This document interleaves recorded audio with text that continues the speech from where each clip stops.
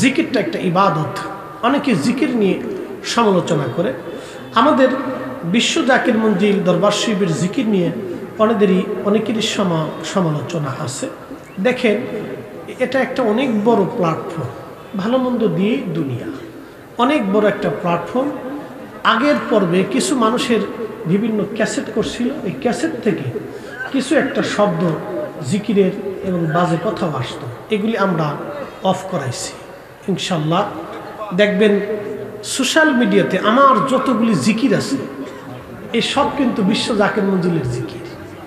একসাথে বলবেন না মারহাবা?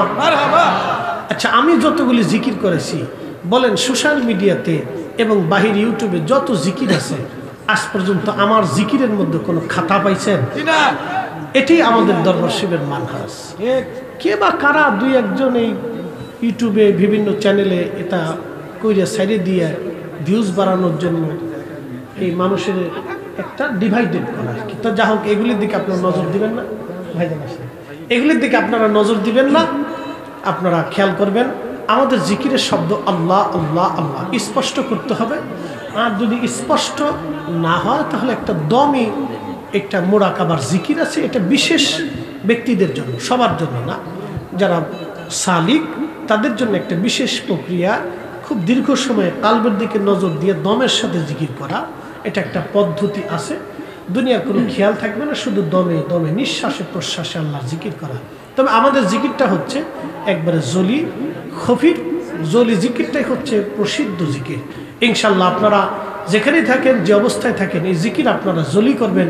কারণ খফিটা এটা সবাই বুঝবে না, এটা শুধুমাত্র বিশেষ সালেকদের জন্য, বিশেষ তরিকত পন্থীদের জন্য এটা খফি জিকির। জলি জিকিরটা হলো আম সবার জন্য। ইনশাল্লাহ আমরা জিকির করব। বলে হুজুর জিকির করলে কি লাভ? আপনারা কাপড় পরিষ্কার করার জন্য সাবান দিয়ে এরকম কাছেন না?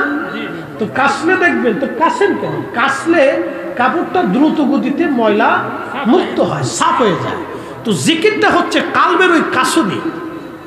আপনি যত জিকিরের ধাক্কা দিবেন কাল থেকে তত ময়লা পরিষ্কার হয়ে যাবে, তত স্বচ্ছ হতে থাকবে, তত কাল আল্লাহর দিকে রুজু হতে থাকে।